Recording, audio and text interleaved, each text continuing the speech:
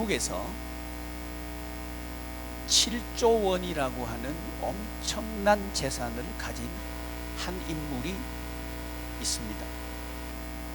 근데 이 사람이 이 많은 재산을 모으는 과정 중에서 사람을 7이나 살해하게 되고 이제 사형수가 됩니다. 마지막 처형 당하는 그날 마지막 말을 물었습니다. 그의 마지막 말은 이렇습니다.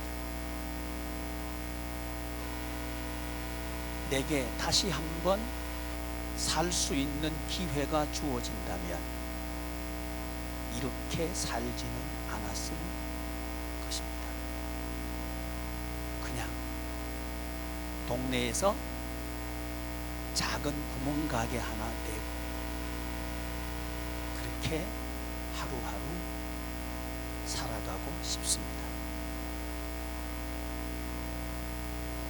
그의 말, 이렇게 살지는 않았을 겁니다. 그 재산을 모으느라고 많이 싸웠을 것이고 미워도 했을 것이고 사람까지 살해하는 그 지경까지 된 거죠. 그런데 그 많은 재산 하나도 가져갈 수가 없었습니다. 남은 것은 후회만 남았습니다. 다시 살 수 있다면 그렇게 살지는 않을 거야. 이 말이 우리의 고백이 되지 않기를 바랍니다. 저는 지난 토요일 날 우리와 함께 예수 한 몸 사역을 하던 동역자를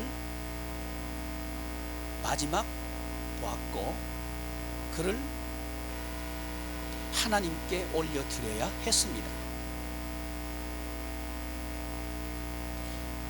그는 마지막까지 그의 입에서 찬송이 떠나지가 않았습니다. 나 같은 죄인 살리신 그 은혜 놀라워. 나 같은 죄인 살리신 그 은혜 놀라워. 그 찬송을 부르고 또 부르고 그러다가 그는 교회를 부탁합니다. 대전 온누리교회인데요, 15년 동안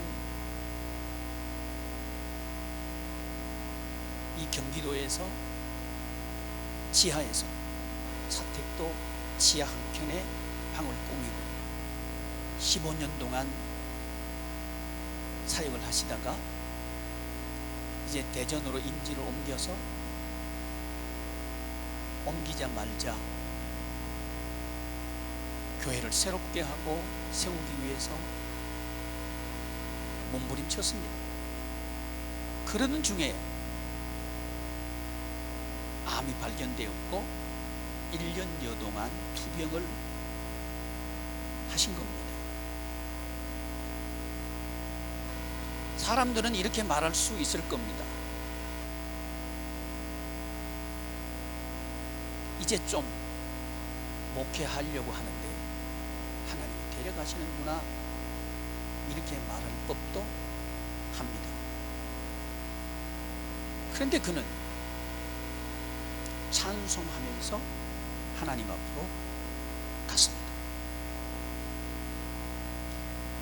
저는 오늘 이 설교를 시작하면서 두 사람의 죽음을 소개했습니다. 한 사람은 7조 원이라고 하는 그 돈이 얼마나 많은 큰 돈인지는 모르겠습니다. 그런데 7조 원이라고 하는 그 어마어마한 재산을 가진 사람, 이 사람의 마지막 말을 저는 기사를 통해서 확인할 수 있었고, 저와 동역했던 대전 지부장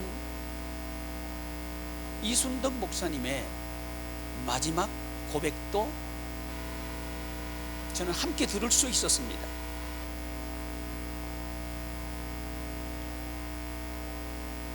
우리의 마지막 말이 후회가 아니라 찬송이 되기를 소망합니다. 오늘 본문 말씀은 에스겔이라고 하는 사역자를 통해서 하나님께서 이런 질문을 하십니다. 인자야, 이 뼈들이 살아나겠느냐? 인자야, 이 뼈들이 살아나겠느냐? 이 뼈는 이스라엘의 상태를 상징적으로 보여주는 말씀입니다. 이스라엘, 하나님의 자녀들의 상황이 마른 뼈와 같다는 겁니다. 그 뼈들이 수북이 쌓여 있는 골짜기로 여호와 하나님께서는 인자 곧 에스겔을 데리고 갑니다. 에스겔을 데리고 가서 묻습니다. 이 마른 뼈들이 다시 살아나겠느냐? 이 질문은 오늘 하나님 앞에 나온 저와 여러분들을 향한 하나님의 질문이기도 합니다. 인자라고 하는 이 단어는 중복적인 의미를 가지고 있습니다.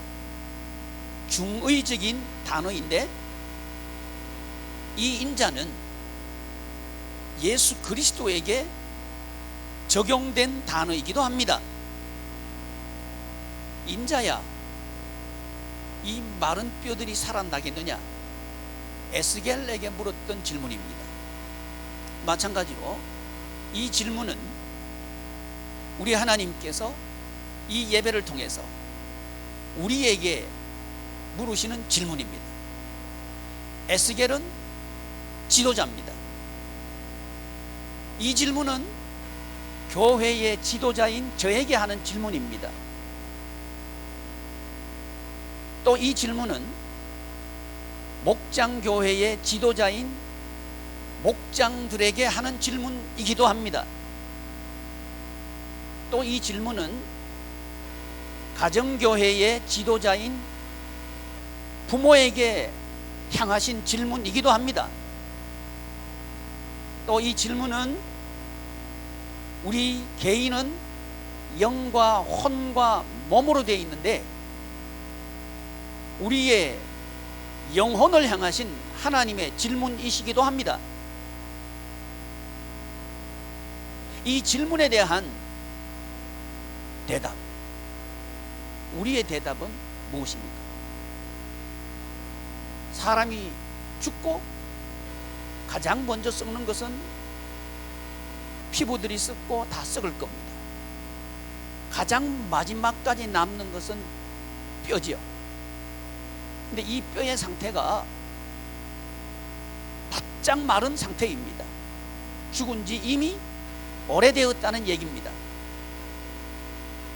이 에스겔서의 시대적인 배경은 가나안 땅에서 살고 있는 가나안 후기 이스라엘 백성들이 만났던 형편, 그리고 그 형편 속에서 성도들이 경험하는 인생을 배경으로 합니다.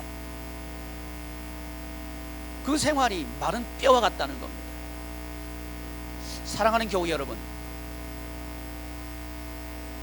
이 세상에 어떤 무기가 지구촌에 있는 모든 나라를 멈추게 할 수 있을까요? 핵무기가 멈추게 할 수 있을까요? 그렇지 않을 겁니다. 오히려 핵무기로 위협하면 또 다른 무기를 만들기에 바쁠 겁니다. 멈추게 하지는 못할 겁니다. 이 세상에 어떤 권력이 모든 나라들의 빗장을 걸어 잠글 만한 힘이 있을까요? 어떤 권력도 나라의 빗장을 다 걸어 잠글 수는 없을 겁니다. 그러나 눈에 보이지 않는 바이러스는 잠그게 했습니다. 나라와 나라를 잠그게 했습니다.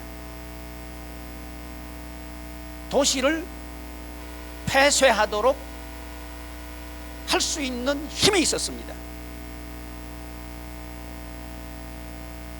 보이지 않습니다. 사람들은 보이지 않으면 힘이 없다고 생각합니다. 보이고 만질 수 있는 것이 힘이 있다고 생각합니다. 그러나 우리는 지금 경험하고 있습니다. 보이지 않는 것이 더 강하다. 보이지 않는 것이 더 힘이 세다 하는 것을 경험하고 있습니다. 또 하나 우리는 너무도 뻔한 진실을, 그렇지만 너무도 자주 잃어버리는 게 하나 있습니다. 그건 뭐냐 하면 보이지 않으니까 무시한다는 겁니다. 긴장했다가 쉽게 긴장을 풀어버립니다. 그러면서 이렇게 스스로를 위로하고 합리화 시키려고 합니다. 나만 그런가? 다른 사람도 그렇지. 아마 나에게는 바이러스가 달려들지 않을 거야 하는 스스로를 위안하고 스스로를 합리화하는, 그러면서 그 바이러스가 자기와는 상관없기를 은근히 기대하는 그런, 보이지 않으니까 그런 느슨함에 노출되어 있는 것이 우리들입니다. 그러나 분명한 것은 인간의 기대와는 전혀 다르게 바이러스는 쉬지 않습니다. 바이러스는 멈추지 않았습니다. 그러나 사람들은 기대하고 있는 거예요. 코로나19가 종식되는 날이 있을 것이다, 이렇게 기대합니다. 여러분, 성경을 근거할 때 종식되지 않습니다. 극복해야 되는 문제지 종식의 문제는 아닙니다. 사람들은 의사들이 하는 말을 참 잘 믿습니다. 물론 믿어야 합니다. 성경 하나님의 말씀은 더디 믿든지 아니면 미신이라고 치부합니다. 교회 다니는 사람들마저도 성경의 권위에 대해서 그리 신뢰하지 않는 것 같습니다. 사람들이 신처럼 믿는 의술, 그 의술이 여러분 성경에서 나온 거 아십니까? 의학이라고 하는 학문의 시작과 근거가 성경입니다.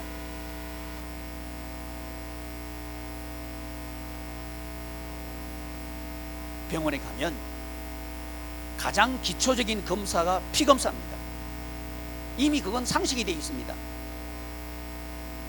그런데 생명이 피에 있다는 사실을 의학자들이 깨달은 것은 그리 오래지 않습니다. 그러나 인간을 만드시고 만물과 우주를 창조하신 하나님께서는 처음부터 생명은 피에 있느니라. 이렇게 말씀을 하고 가르쳐 주고 계십니다. 그러나 그 성경은 신뢰하지 않습니다. 의사들의 말은 얼마나 신뢰하는지 몰라요. 제가 의사는 아닙니다. 그렇지만 상식적으로 아는 것은 코로나19 바이러스의 치료제는 없다는 겁니다. 치료제가 없다면 그러면 병원에 가서 해줄 수 있는 건 뭘까요? 좀 더 쉽게 숨을 쉴 수 있게 해주는 것, 염증이 더 번지지 않게 해주는 것, 상황이 더 악화되지 않도록 도와주는 것 정도겠죠. 의학을 모르는 목사의 상식입니다. 그렇다면 우리 성도님들이 병원에 가기 전에 해야 되는 건 뭘까요? 그거 할 수 있는 것 아닌가요? 면역력을 높이는 것, 이거 할 수 있는 것이죠. 상식을 얘기하겠습니다. 면역을 높이는데 가장 중요한 것 중에 하나가 뭘까요? 잠을 푹 주무십시오. 지금 우리 사역을 대부분 쉬고 있으니까 잠을 푹 주무십시오. 문제는 뭐냐면 잠이 푹 안 온다는 겁니다. 이게 문제입니다. 왜 그럴까요? 그 이유를 알아야 된다. 사회적 거리두기를 이야기합니다. 필요합니다. 해야 합니다. 성경이 그렇게 말씀하니까요.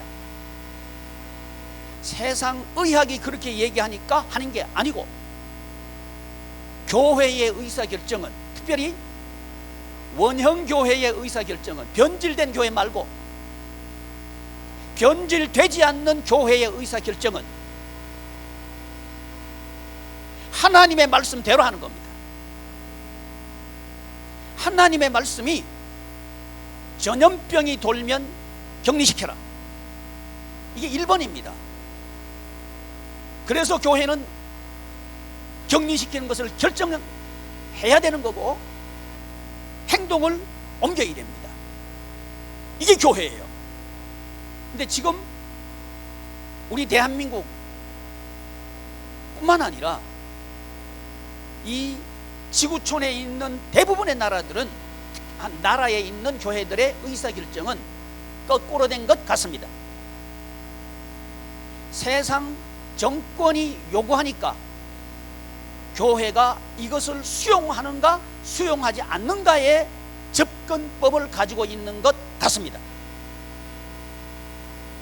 이것은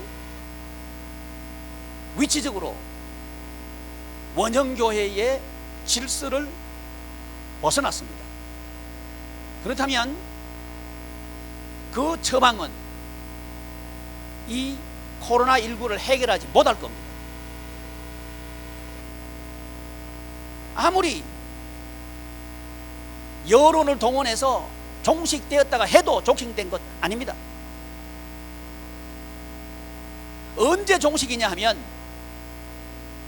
여러분 언제 종식일까요? 치료제가 개발돼야 됩니다. 그리고 획기적으로 사망률이 떨어져야 됩니다. 그럴 때 사람들은 두려움에서 벗어날 겁니다. 상식적인 얘기죠. 다시 상식을 얘기하겠습니다.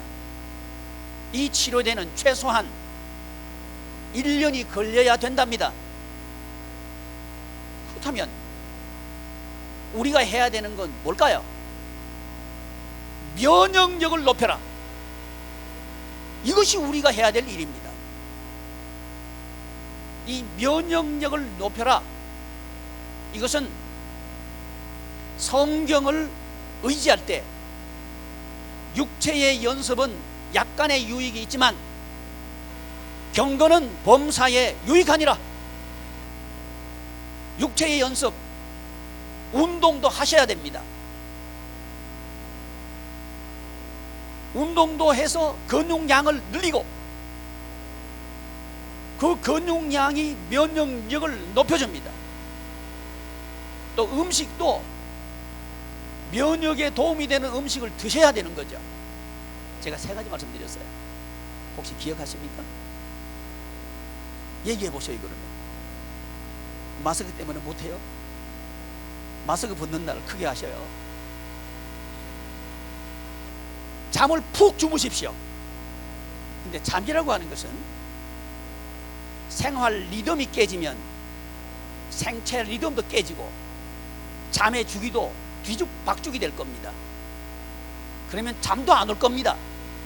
거기다가 사회적 거리 두기라고 하는 것이 이것이 필요하지만 지금은 잘못 나타나고 있는 것 같습니다. 사람과 사람을 단절시키고 있습니다. 가정과 가정을 단절시키고 있습니다. 도시와 도시를 단절시키고 있습니다. 그래서 누가 옆에서 평상시 같으면 컬럭 그러면 감기네? 그런데 지금은 컬럭 그러면 코로나. 달라진 거죠. 그러면서 왠지 기피하는 거죠. 사람들은 두려워하기 시작했습니다. 무엇을 두려워하느냐 하면 낙인 찍히는 것을 두려워한 거죠. 똑같은 이웃이었는데 그 이웃이 코로나19에 감염되었다고 하는 순간 기피인물이 됩니다. 낙인 찍혀버리는 거죠. 요양병원에 계신 어르신들이 무슨 죄가 있습니까? 그러나 지금 이 사회는 요양병원을 낙인 찍고 있어요. 사회적 거리 두기는 필요합니다. 그러나 낙인을 찍으면 안 돼요. 이 사회를 도대체 누가 회복시킬 겁니까? 이 질문이 에스겔에게 했던 하나님의 질문입니다. 인자야, 이 마른 뼈들이 살아나겠느냐? 이 마른 뼈들이 살아나겠느냐? 이 질문에 대해서 교회들은 대답해야 합니다. 목장들은 대답해야 합니다. 부모들은 대답해야 합니다. 성도 한 분 한 분은 대답해야 합니다.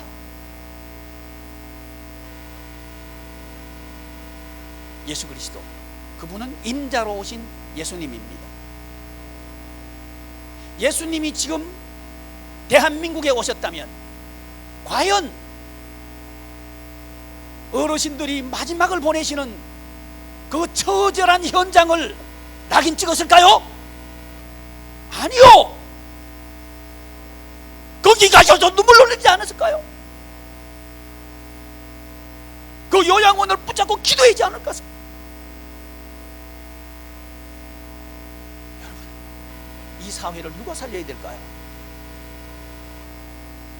에스겔을 인자라고 부르신 그 하나님, 그 하나님께서 우리를 인자라고 부르시면서 네가 해라고, 오늘 이 예배에 참석한 저와 여러분들에게 네가 하라고 그 말씀을 하신다고 저는 믿습니다.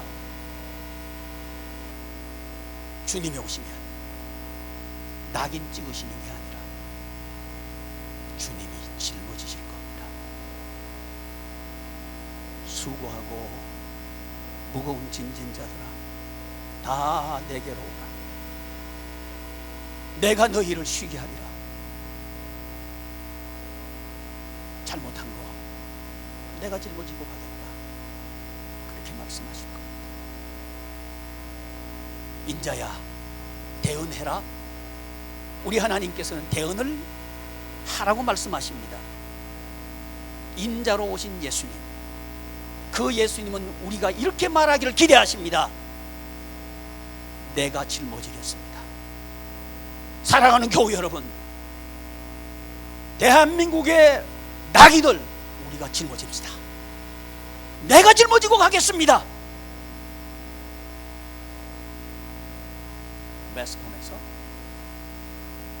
교회를 마치 코로나의 온상처럼 호도하고 있습니다. 그 텔레비전 뉴스들을 하루도 아니고 한 달 동안, 한 달도 아니고 2달 동안 계속 보는 순간 성도들은 지금 위축되어 있습니다. 여러분들도 저는 위축되어 있다고 봅니다. 평소에 우리 교회에 관심도 없었던 사람들이 요 앞에 마트에 와서 우리 교회를 힐끗 쳐다봐요. 그러면서 뭔가 대문에 붙여놨으니까 와서 자세히 들여다보는 거예요. 뭐라고 써놨나? 지금만큼 교회에 대해서 관심이 있었던 적이 있었나 싶습니다. 여러분, 우리 예수님께서 교회를 향해서 비난하는 이 시대에 오셨다면 인자로 오신 예수님은 무엇이라고 대답하실까요? 예수님을 향해서 십자가에 못 박아라 했을 때 주님은 뭐라고 말씀하셨을까요?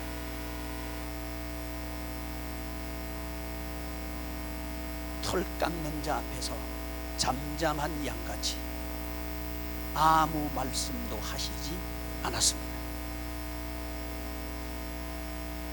저는 은근히 기대를 하고 있었습니다. 무슨 기대를 하고 있었느냐 하면, 공무원이 우리 교회 예배 드리는 거 보러 온다고 하는 방송을 제가 봤고 올 것이라고 하는 이야기들을 목사님들로부터 들었습니다. 저는 은근히 속으로 기대하고 있었던 것이, 드디어 스스로 자기 발로 내 설교 들으러 오는 사람이 생겼구나, 이 생각을 했습니다. 그래서 저 뒤에다가 예배당 안으로는 들여놓을 수는 없어요. 왜냐하면 예배는 믿는 사람만 드릴 수 있는 게 예배입니다. 그 안으로 들어오게는 못해요. 그렇지만 저 바깥에서 이 하나님의 말씀을 듣게 하자, 교회가 뭔지 알게 하자. 근데 아쉽게도 저 밑에 왔다가 가버렸대요. 다음에 오거든 좋은 예배 있으니까 여기까지 올라오라 그러셔요. 왜? 여러분,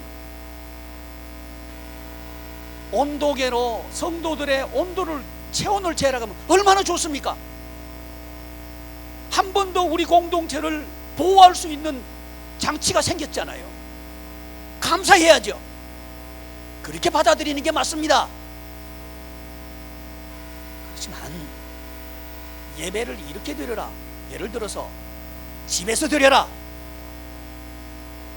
이건 잘못된 겁니다. 예배를 어떻게 드릴 건가, 그건 교회의 결정입니다.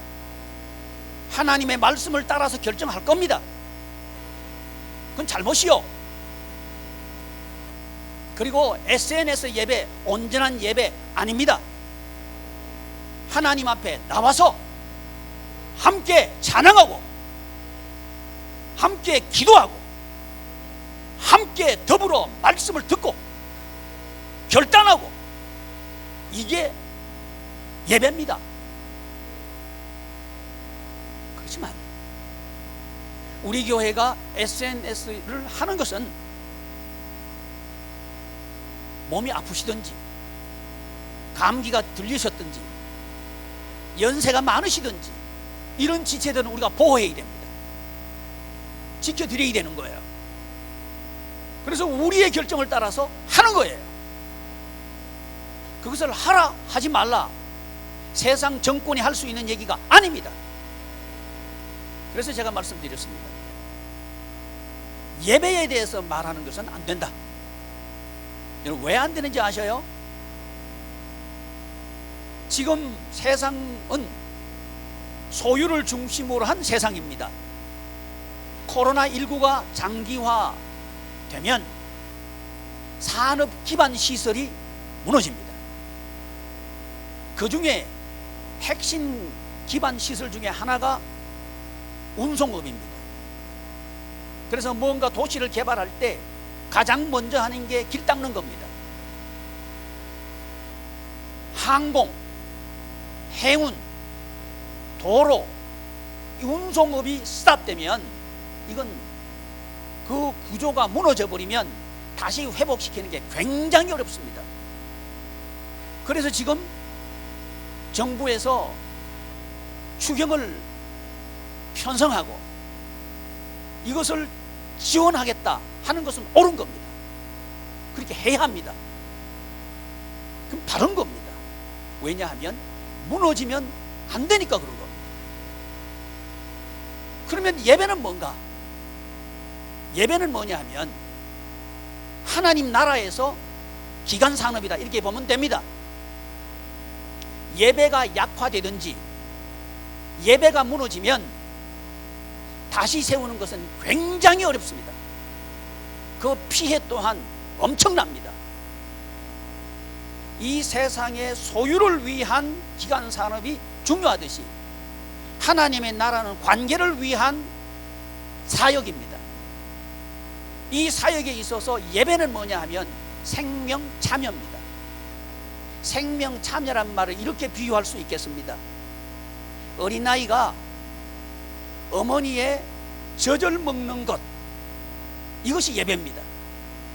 갓 태어난 아이가 어머니의 젖을 빨지 않는다면 그 아이는 곧 죽을 겁니다. 그걸 범죄라 그럽니다. 어린 아이에게 젖을 먹이지 않는 행위, 그 부모는 범죄인이 되는 겁니다. 지금 예배가 뭔지도 모르면서 예배는 이렇게 드려라, 예배는 저렇게 드려라, 가당치 않는 얘기입니다. 더 가슴 아픈 것은 이해는 되지만 일부 대형 교회에서 사이즈가 작은 교회들이 SNS 예배를 못 드리는 이유가 돈 때문이다, 이런 얘기를 만들어냈어요. 사실을 또 그렇게 얘기한 것 같기도 해요. 그렇다면 예배는 돈과 관련된 거네요. 본질이 아닙니다. 이해는 되지만 매우 우려스럽습니다. 돈 때문에 예배 드리는 꼴이 됐습니다. 회개해야 합니다. 돈 때문에 예배 드리는 게 아닙니다. 생명을 살려야 되니까 예배 드리는 거예요. 예배는 이만큼 중요합니다. 대안이 된다면, 예를 들어서 세상 정부에서 행정명령을 거리 두기를 2m 정도로 하십시오. 그 지키는 게 좋습니다. 그렇다면 제 같으면 우리 교회가 좁아서 한꺼번에 그렇게 예배를 못 드릴 것 같으면 나누어서 드릴 것 같습니다. 나누어서 2m씩 나누어서 2번 드리면 어떻습니까? 또 3번 드리면 어떻습니까? 10번 드리면 어떻습니까? 이게 대안입니다. SNS는 대안이 아니요. 왜? 의사결정은 하나님이 하시는 거예요. 그게 원형교회입니다. 이 사회를 살리려고 하면 지금 단절됐습니다. 이미 코로나19 이 말이 좋습니다. 우한 코로나 좋은 말 아닙니다. 그것은 낙인 찍는 거예요. 대구 코로나 좋은 말 아니요. 요양병원 코로나 좋은 말 아니요. 낙인 찍는 거예요. 지금 대한민국은 낙인 찍는 게 돼버렸어요. 이걸 누가 치료할 겁니까? 어떻게 치료할 겁니까?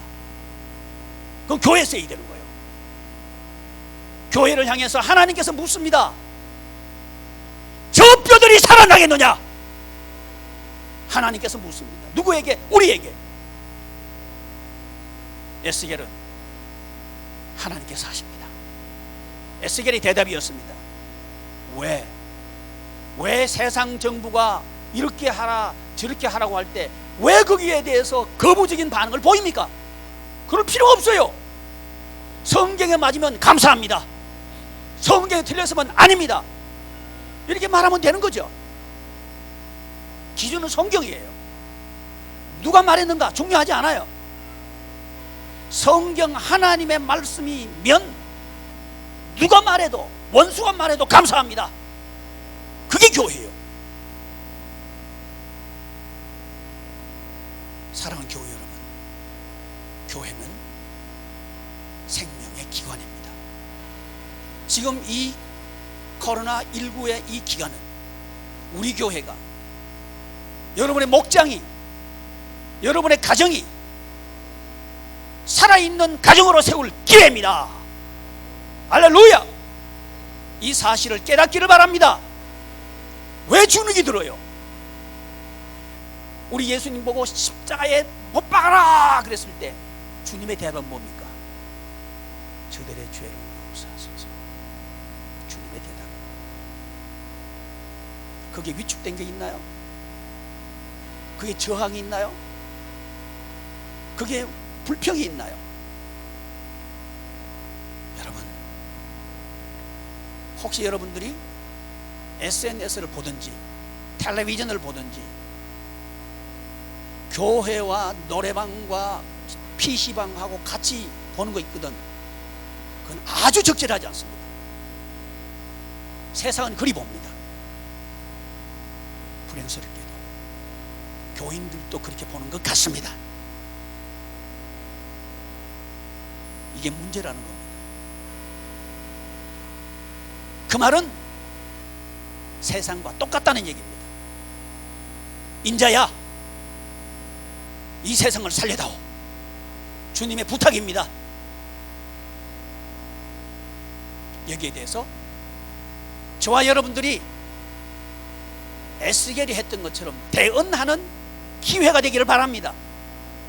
대언하니, 하나님의 말씀을 따라서 대언하니 마른 뼈들이 살아나더라. 아멘. 이 코로나19 사태를 좌 또는 우의 관점에서 해석하고 이해하고 평가하는 그런 교회는 없어야 합니다. 그런 목회자는 없어요. 회개해야 됩니다. 그런 성도들은 회개해야 됩니다. 대한민국에 800만 성도가 있다면 그 성도들의 판단 기준이 하나님의 말씀이 됐다면 우리 조국 대한민국은 이 꼴이 안 됩니다. 이 선거철인데요, 선거철만 되면 이 목사님들이 좌 또는 우에 우르르 다는아니요 몰려다니는 이 현상은 이 코로나19를 통해서 끝나야 됩니다. 아니요, 하나님의 나라를 말하는 거요. 아멘. 좌에 속한 정치인도 구원해야 됩니다. 우에 속한 정치인도 구원해야 됩니다. 여러분, 얼마나 불쌍합니까? 7조 재산 가지고 있다가 사형 선고 받아 가는 그 사람, 나 다시 살면 구멍가게 할래요. 정치 권력이라고 하는 것은 참 허무합니다. 그것도 모르고 지금 불나방처럼 날뛰는 저 사람들이 얼마나 불쌍합니까? 우리나라는 좌도 경험했고 우도 경험했습니다.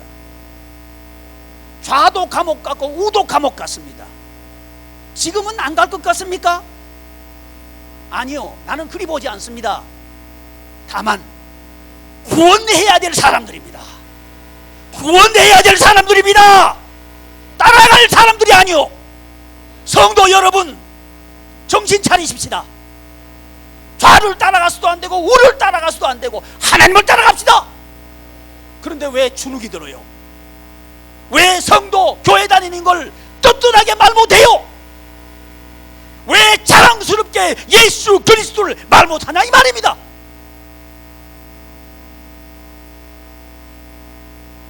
에스겔처럼 대언합시다. 대언합시다. 맹기야 들어가라!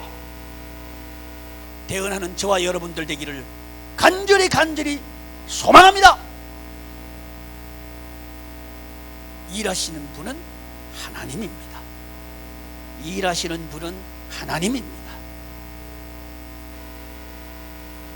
저는 대전 온누리교회 우리 예수 한몸 사역연합 대전 지부교회, 이 교회가 예수 한몸 교회로 든든히 서가기를 소망합니다. 지금 그 일을 지금 제가 하고 있습니다. 담임 목사님이 갑자기 소천하고 나면 교회는 갑자기 혼란 속에 빠집니다. 거기는 사탄이 굉장히 틈타기 쉽습니다. 토요일부터 오늘도 제가 갈 거예요. 사탄이 틈타지 못하고 하나님께서 예수 한몸교회로 든든히 세워가는 그 일을 지금 내가 하고 있는 거예요. 아마 간증할 날이 올 겁니다. 왜? 하나님이 일하시는 거요. 하나님이 일하시는 거요. 돈이 일하는 거 아닙니다. 세상이 일하는 거 아닙니다. 제가 우리 예수 한몸 사역연합에 속한 목사님 한 분을 그리 가라고 지금 하고 있습니다. 못 간다는 거예요. 이것저것 구비 안 돼서 못 간다는 거예요. 제가 한마디 했습니다. 믿음으로 우리는 일합니다. 돈으로 일하는 것 아닙니다. 하나님이 하실 겁니다. 아무 소리 하지 말고 가십시오. 지금 그 일을 하고 있습니다. 제가 왜 이 말씀을 드리느냐 하면 하나님은 살아계셔요. 정권은 바뀌어요. 사람도 바뀌어요. 하나님의 말씀은 바뀌지 않아요. 어리석지 마십시오. 영원한 하나님의 말씀이 저와 여러분들의 선포가 되기를 바랍니다. 그럴 때 가정은 살아날 거예요. 자녀들 앞에서 이 말 했다가 저 말 했다가 하지 말아요. 상황이 이래 됐다고 이 말하고 상황이 저렇게 됐다고 저 말하고 그러면 안 돼요. 그러면 가정이 못 선다 이 말이요. 부모의 말은 천금 같아야 돼요. 자기 멋대로, 자기 기분대로, 자기 생각대로, 자기 입장 따라서 부모가 말한다면 어찌 자녀가 서겠습니까? 가정 세우는 기회로 삼았기를 축복합니다. 그게 원형교회예요. 내 경험도 의지하지 말고 내 경험이 만날 변했는데 무슨 경험 가지고 얘기해? 그래가지고 안 되는 거요. 가정교회 못 세워요. 전국 생활하는 가정교회 못 세운다 이 말입니다. 다른 가정이 다 그래도 우리 성도들의 가정은 하나님의 말씀대로 말하십시오. 하나님의 말씀대로 선포하는 아버지 어머니가 되시기를 축복합니다. 아멘. 그럴 때 이 코로나19는 기회가 될 거예요. 지금까지 못했는데 어떡하죠? 회개하십시오. 자녀들 앞에서 내가 잘못했다, 지금부터 하겠다. 할렐루야. 이 부모님이 최고예요. 자녀들 앞에서 내가 잘못했다, 내 생각대로 지금까지 말했던 거 잘못했다, 이제는 하나님 말씀대로 하겠다. 이 부모는 최고의 부모예요. 최고의 지도자예요. 그럴 때 마른 뼈들이 붙을 겁니다. 부모와 자녀들이 연합돼서 하나 될 겁니다. 하나님의 나라 구조는 뭐냐면 하나됨의 구조입니다. 하나님 구조 말이죠. 이 사회의 생기는 뭐냐 하면 구조가 하나 되는 거예요. 사랑하는 교우 여러분, 좌와 우를 하나 만들어야 합니다. 그게 대한민국이 살아나는 유일한 길이요. 이 일은 정치인들이 못해요. 정치인들한테 휘둘리지 말아요. 설사 속이 뻔히 보여도 그 속이 뻔히 보이는 그 말에 대해서 비판하지 말아요. 그러면 말려든다 이 말이요. 좋다고 평가하지도 말아요. 그 말려드는 거예요. 그러면 어떻게 해야 되냐 이 말이죠. 하나님의 말씀을 선포하라. 아멘. 하나님의 말씀대로 선포하라. 그럴 때 좌에 속한 사람도 구원받으러 들을 겁니다. 우에 속한 사람도 구원받으러 들을 겁니다. 저 감옥에 있는 이명박도 박근혜도 구원받으러 들어오고 지금 문재인도 구원받으러 들어올 거예요. 똑같은 사람들입니다. 이 사람은 좋고 저 사람은 나쁘고 아니요, 구조의 문제입니다. 이 사회의 구조가 바뀌어야 돼요. 근데 구조는 안 바뀔 겁니다. 왜냐하면 아담 하와 이후에 범죄한 인간들은 모두가 자기중심이요. 그래서 자기하고 다르면 원망하고, 자기하고 다르면 핑계대고, 자기하고 다르면 불평하고, 자기하고 다르면 싸우고, 유사이래로 지금까지 그리워왔습니다. 이 구조는 변하지 않을 거예요. 단 원형교회를 닮으면 변화됩니다. 교회가 그래서 대안입니다. 답이란 말입니다. 그 원형교회는 지역교회와 가정교회와 개인교회와 일터교회가 하나됨의 구조를 가지는 교회를 말한다. 아멘. 코로나19는 일터에서 생긴 일입니다. 눈에 보이지 않아요. 근데 일터를 다 스탑시켰어요. 그리고 사람들의 마음도 꽁꽁 얼어붙게 만들었어요. 여유가 없어요. 이제 개나리가 피려고 하고 목련도 피어났는데 지금 대한민국의 사람들의 마음속은 개나리가 피어나도 꽃은 피지 않고 목련이 향기를 뿜어도 향기가 코로 들어오지 않습니다. 단절되어 있다는 거죠. 누가 이 사회를 살립니까? 어떻게 살립니까? 하나됨의 구조를 가져야 된다는 겁니다. 그래서 말이죠, 우리 말을 바꿉시다. 매스컴에서 하는 말 옮기지 마셔요. 새벽 기도에 하는 하나님의 말씀을 선포하십시오. 매스컴의 말을 옮기는 다른 교회 다니는 사람들의 말을 옮기지 마셔요. 그 사람들에게 에스겔처럼 선포하십시오. 저 마른 뼈와 같은 우리 대한민국을 살려야 합니다. 우리가 살려야 합니다. 대언하니, 대언사역, 그 사역 후에 일하시는 분은 하나님, 그 멋지신 하나님, 그 살아계시는 하나님, 그 하나님을 자랑하는 가정 되기를 축복합니다. 그러나 기억하십시오. 어느 시대든지 크리스찬을 인정한 시대는 없습니다. 어떤 사람을 인정하느냐 하면 생기를 선포하는 사람을 인정합니다. 교회 다닌다고 인정하는 게 아니요, 생기를 선포하는 사람을 인정합니다. 누가 평안하냐고요? 그 안에 생명의 기운이 있는 사람이 평안합니다. 그 사람은 이렇게 말하는 거예요. 평화로다. 세상이 줄 수도 없고 세상이 알 수도 없는 평화. 이 평화를 우리가 줄 수 있습니다. 에스겔에게 대언하라고 하셨던 그 생기를 이 코로나19를 통해서 선포하는 저와 여러분들 되기를 바랍니다.